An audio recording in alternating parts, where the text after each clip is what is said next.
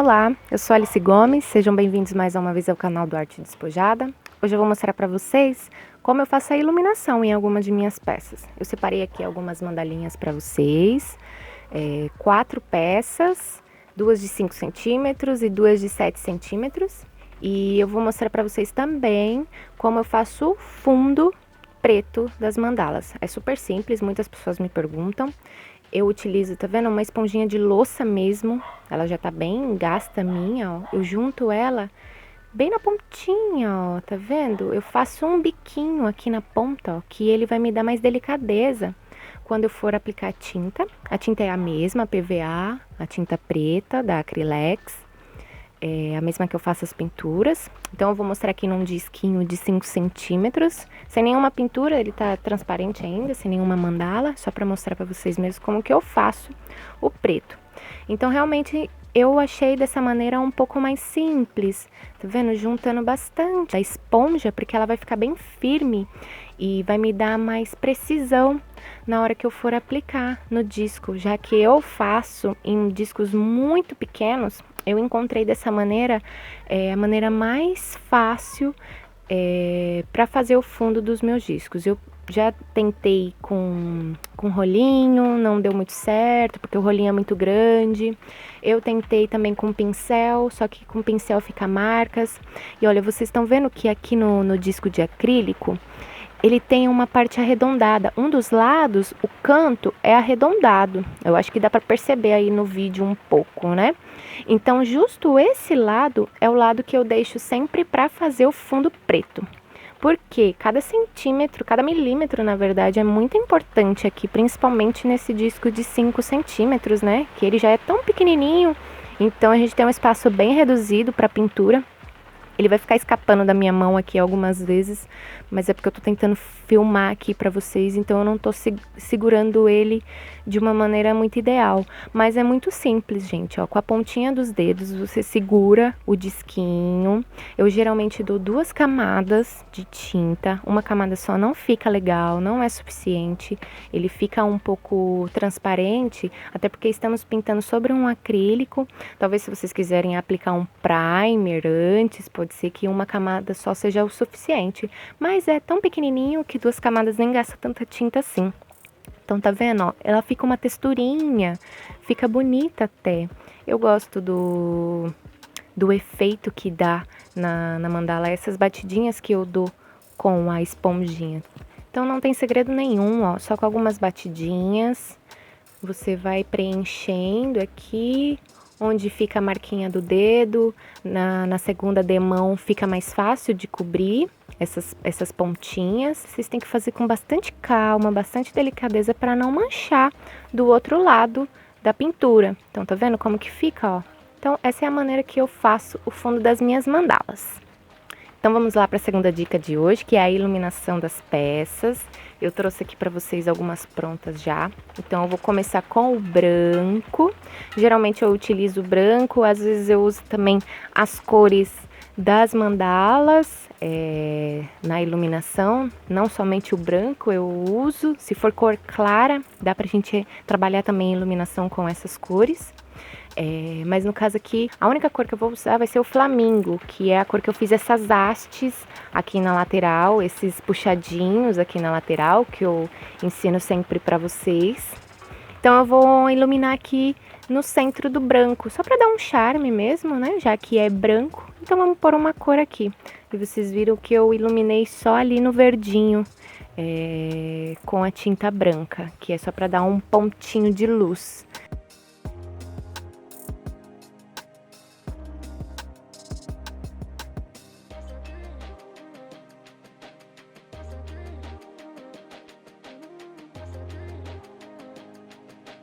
Então aqui eu vou voltar com o branco para iluminar no centro aqui, ó, tá vendo? Como já muda muito a mandala. A iluminação ela é muito importante, é muito essencial. O próprio nome já diz, né? Iluminação, então ele vai trazer luz para nossa peça. Então aqui, ó, como ficou uma cor muito chapada esse flamingo, ficaram muitas hastes com a mesma cor. eu vou utilizar o branco aqui no meio justo para dar uma quebrada, sabe? E aí vocês vão ver como que já fica muito diferente a peça. Muitas pessoas usam pincel para fazer esse movimento, mas eu não encontrei nada que me desse um traçadinho tão delicado quanto essa agulha, gente. Então, eu acredito que para trabalhos tão delicados e que requer tanta precisão para pintar em disquinhos tão pequenos, a agulha ela é uma aliada muito boa. Olha só como que fica fininho, muito fininho o tracinho. E, gente, é muito importante que a base esteja seca para fazer a iluminação. Se for só pontinhos brancos que você for jogar em cima de alguns pontos ali, tudo bem. Eu acho que até você consegue fazer uma iluminação com a peça ainda com a tinta fresca, com a base ainda fresca. Mas nesse caso aqui, que eu tô fazendo um puxadinho em cima do puxadinho, é necessário que o de baixo esteja muito seco, muito bem sequinho, porque daí vocês vão conseguir deslizar a agulha como se você estivesse deslizando na base de acrílico ainda, entendeu? Ela vai deslizar com muita facilidade. Se for fazer com a tinta ainda fresca, nossa, vai ficar muito, muito feio. Vai ficar, uma tinta vai misturar com a outra, quando você for arrastar, olha, não vai ficar legal. Então esperem secar a base e aí sim vocês vêm com os detalhes que vocês acharem necessários, viu? Aqui eu tô dando só dicas de como eu costumo fazer nas minhas mandalas. Por isso que eu trouxe até 4 mandalinhas diferentes, para vocês verem que não tem regra, onde vocês acharem que precisa de um pouco mais de luz ou que precisa de um pouco mais de cor. Até por isso que eu coloquei o flamingo aqui nos pontinhos brancos. E olha só como fica delicado. Eu esqueci de fazer o de flamingo aqui em alguns pontinhos durante a gravação, mas depois eu acertei a mandalinha, então tá tudo bem. Então vamos pegar agora a outra mandalinha. Olha, tem cores também muito delicadas. Fiz uma mistura aqui de azul com que chama orquídea, azul bebê com orquídea e branco, e o marrom também deu um contraste nas cores. Então aqui, ó, só no marronzinho com bem pouquinha tinta na ponta da agulha, bem pouquinha mesmo, gente, porque tá bem pertinho aqui a imagem, então dá a sensação de que a mandalinha é bem grande, mas não, essa é de 5 centímetros, para quem já utilizou, sabe que ela é um campo de pintura muito pequenininho, então ela fica muito fofa, vale muito a pena se você quiser encontrar aí a de 5 centímetros, porque dá para fazer chaveirinho, dá para fazer pendente para retrovisor de carro, embora ela seja bem pequenininha, tem uma infinidade de possibilidades aí para ela. Eu geralmente utilizo ela como última mandala em peças às vezes com 3, 4 peças. Eu vou deixar aqui no link para vocês as montagens que eu costumo fazer. E às vezes a pequenininha ela tá integrando aí na última da montagem. Então ela dá uma delicadeza super especial para a peça. Então vocês estão vendo que aqui eu vou intercalar, ó, onde terminou com o roxinho, eu vou colocar no branco o azul. E onde terminou com o azul, eu vou colocar no branco o roxinho. Só para dar uma jogadinha de cores aí, mas como eu falei, não existe regra. Vocês têm que ir na criatividade de vocês, no desenvolver, no desenrolar de vocês, na vibração que vocês estiverem naquele momento ali da pintura. Então eu deixei aqui uma parte preta, ó, bem espaçada para eu fazer junto com vocês aqui um último detalhe para essa mandala, para dar mais uma ideia de como a gente pode finalizar. Tem uma inscrita minha, a Ana, ela sempre participa aqui no canal e ela mandou uma dúvida no último vídeo, me perguntando como que eu tenho fluidez na criação das mandalas. E, gente, não existe assim tanta fluidez. Claro, eu acredito sim que tenha pessoas que tenham muita facilidade de criação, mas é algo tem que ser muito natural. Eu acho que talvez não exista. Eu, por exemplo, talvez não consiga ainda dar esse tipo de opinião quem sabe, quando terminar um movimento de coroinha, faça um movimento simples, uma camada só de bolinhas de tamanhos iguais. É muito relativo, muito mesmo. Eu acho que a gente tem que ir na nossa vibração do dia, no nosso espírito daquele dia, na nossa entrega. A nossa entrega, ela tem que ser muito, muito bonita, né? Muito plena, de aceitação também dos erros, porque é muito comum. Eu aqui estou num processo de aprendizagem também. Cada mandalinha que a gente faz, gente, é um processo de aprendizagem.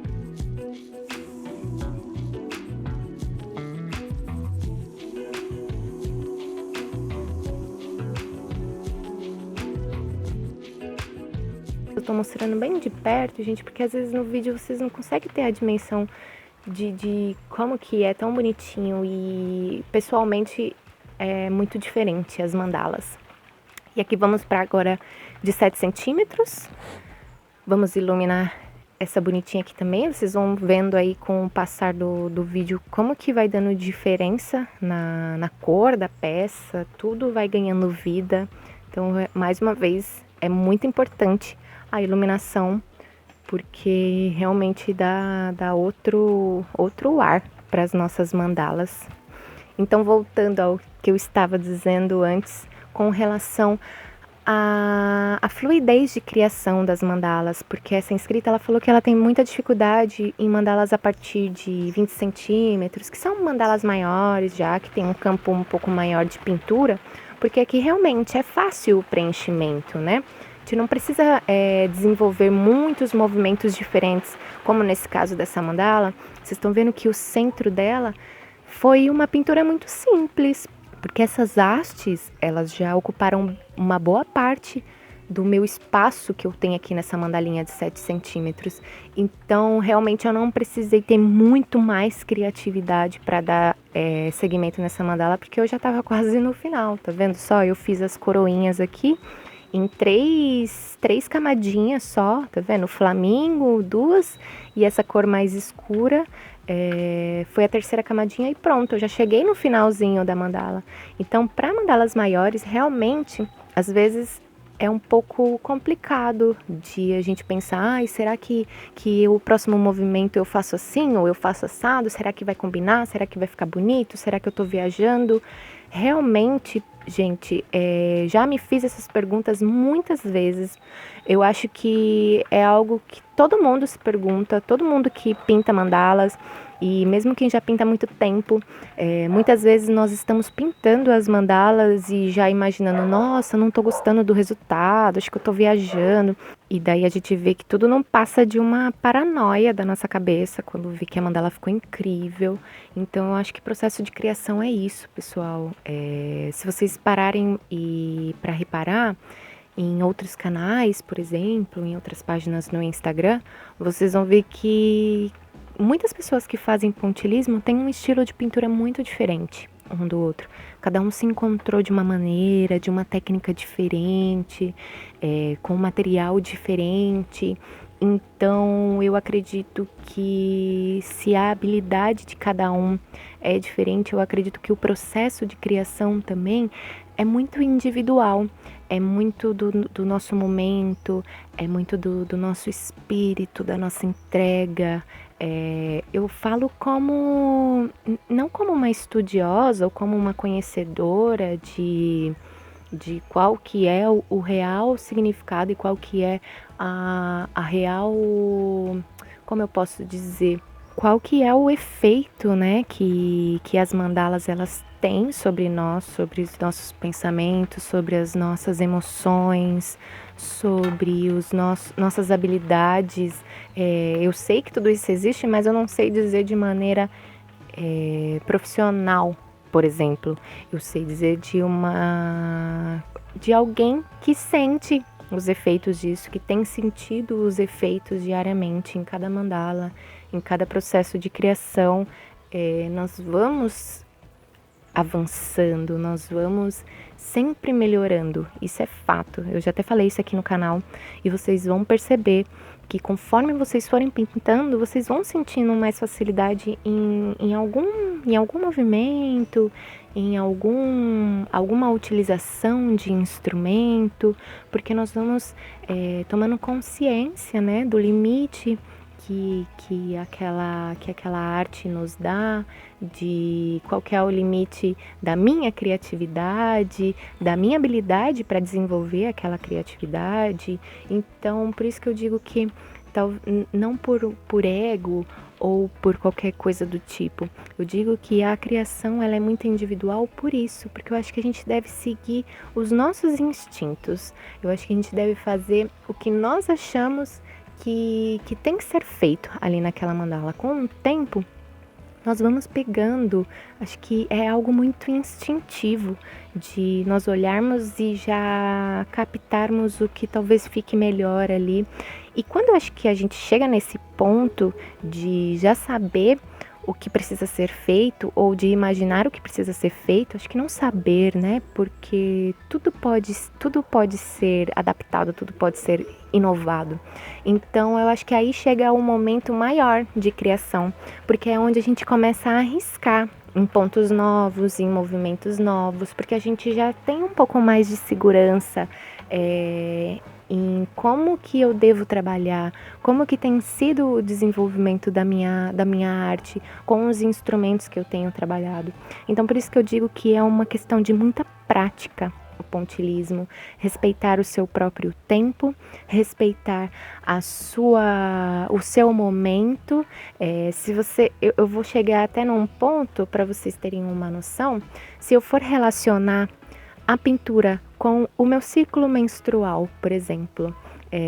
Estou dizendo isso aqui de maneira muito aberta porque eu acho que não é tabu para ninguém, não tem que ser segredo para ninguém. Mas durante a minha menstruação, que hoje quem estuda aí sobre a ciclicidade feminina, né? Tá tudo muito ligado à questão de lua também, é muito legal esses estudos. E eu já percebi que é o período que eles chamam de anciã, que é o período durante a menstruação, a minha criatividade ela fica muitíssimo aflorada. É algo assim muito surpreendente. Eu não sei explicar exatamente o porquê, eu não tenho esse conhecimento técnico ou psicológico para explicar o porquê, mas eu sinto isso, eu sinto muito mais facilidade de criação justamente nesses períodos. É muito louco, e eu acredito também que mais uma vez seja algo muito pessoal, que cada uma em cada período vai desenvolver a arte de uma maneira diferente. Pode ser que tenha pessoas que não tenha esse tipo de como eu posso dizer, de oscilação, né, com relação a estado de criação. Pode ser que a pessoa seja criativa sempre. Nossa, maravilhoso. Eu realmente queria ser muito criativa sempre, mas infelizmente eu não consigo. Tem dias que eu simplesmente não consigo acertar o centro da minha mandala. Mesmo utilizando o gabarito, eu começo uma vez e dá errado, e duas dá errado, três dá errado. E quando isso acontece, muitas das vezes eu acabo desistindo. Mas algumas vezes eu insisto e sai alguma coisinha ali que acaba não ficando muito do meu agrado, mas sempre sai alguma coisa. Então eu acho que é isso, pessoal. Essa questão de o que fazer no meu próximo movimento, eu acho que vocês devem seguir a intuição de vocês, a criatividade de vocês, o momento, a expressão, a sutileza, a agressividade. Explorem os sentimentos nas mandalas. Eu acho que sempre faz muita diferença, independente se sejam sentimentos bons ou ruins. Pode ser dias que nós estejamos um pouco mais cansados ou um pouco mais estressados. E isso aqui realmente é um exercício de muita terapia. Eu vejo realmente a pintura das mandalas como algo muito terapêutico. Eu tenho tido um efeito muito bom realmente com a pintura das mandalas, e por isso até que eu achei que eu deveria chegar aqui com esse canal e esparramar essa arte tão linda que eu tenho desenvolvido E não digo, mais uma vez, por questão de ego, eu digo linda porque ela realmente nos conecta. Eu acredito que em muitas outras artes, mas foi nessa que eu me encontrei, que eu tenho me encontrado, porque realmente é um encontro diário com essa arte, com os nossos limites, com os nossos desafios, e ainda mais pelo pontilhismo estar sendo a minha principal fonte de renda, realmente está sendo algo muito importante para mim desenvolver isso aqui. Então ela realmente tem um significado muito, muito forte para mim, o desenvolvimento disso aqui. Tem sido um aprendizado diário e cada dia tem sido mais gostoso.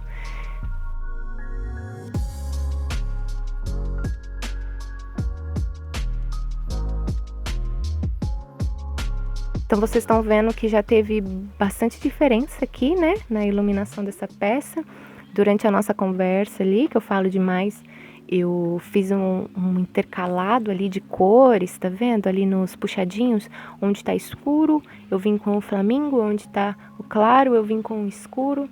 E fiz mais uma haste com o branco ali. Os movimentos são muito simples, pessoal, muito parecidos, por isso que eu nem fui citando ele aqui para vocês. Como eu não acelerei o vídeo, vocês vão poder captar todo o meu movimento aqui, mesmo que eu esteja falando demais, mesmo que eu esteja conversando muito, mas eu achei importante falar sobre isso para vocês e espero que vocês consigam desenvolver aí essa criatividade, sem cobrança, sem neura. Vão no tempo de vocês, que eu tenho certeza que vai dar tudo certo.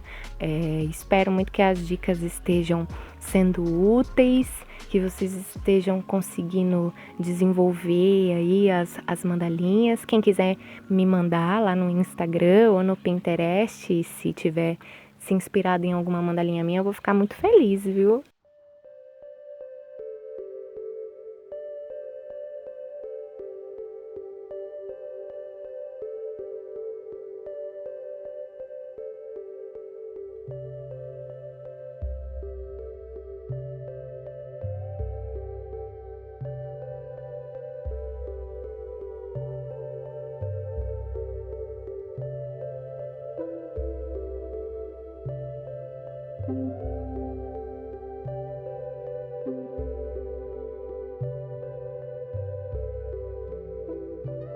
Então aqui eu finalizei, ó, um movimento muito simples, 3 pontinhos ali em cima dos puxadinhos, e eu vou arriscar um pouco mais, vou colocar mais luz ainda nessa mandala aqui.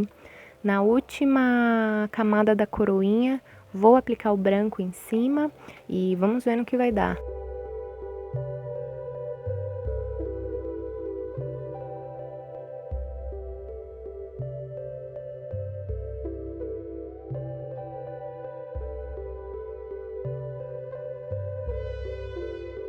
Não tem regra, não tem certo ou errado. O importante é que vocês se sintam felizes com o resultado e que vocês aprendam com os erros, que vocês se apaixonem por essa arte cada vez mais, porque realmente ela é muito, muito apaixonante.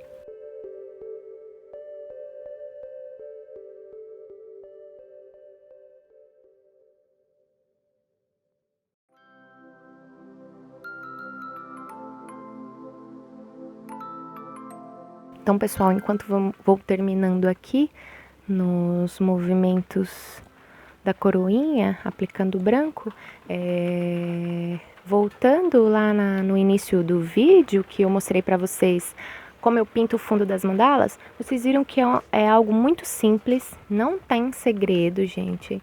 Eu encontrei dessa maneira realmente a maneira mais fácil para eu que pinto mandalas tão pequenas, o fundo atrás tão pequeno.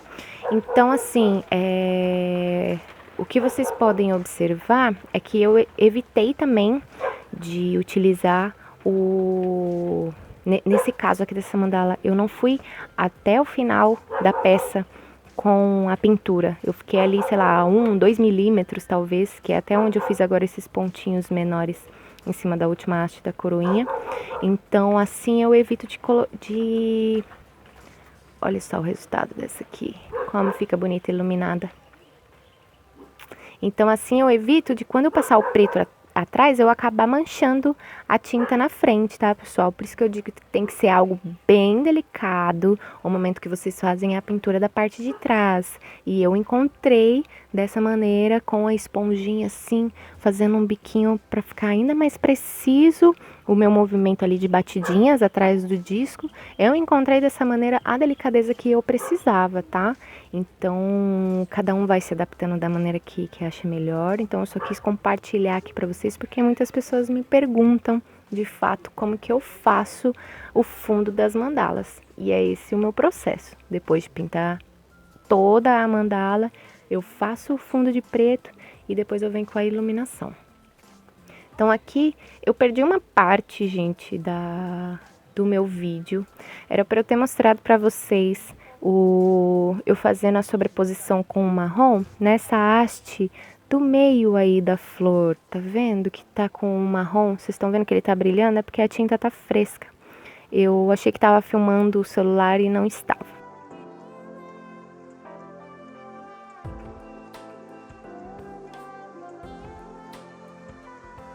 Tá vendo só como o marrom tá brilhando? É porque ele tá fresco, só que eu não consegui pegar a filmagem para vocês. Mas eu vou fazer o mesmo movimento agora aqui, ó, nessa haste do meio. Vou dar mais uma quebrada aqui de luz. Tudo que vocês puderem colocar de luz e sombra vai dando ainda mais charme para mandala, vai dando ainda mais movimento muitas vezes para mandala. Então, vocês viram que cada uma delas aqui eu fiz de uma maneira, não tem regra, iluminem o quanto quiserem e vão no que vocês acharem que deve ser feito, que eu tenho certeza que o resultado vai ser cada vez melhor e vocês vão se apaixonar cada vez mais.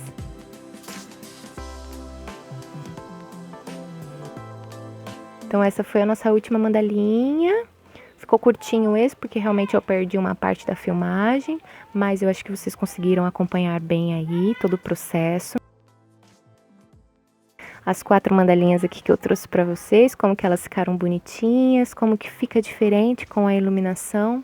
Espero que vocês tenham gostado das dicas. Se tiverem dúvidas, me mandem aqui que vai ser um prazer responder todas vocês, tá bom? Agradeço mais uma vez.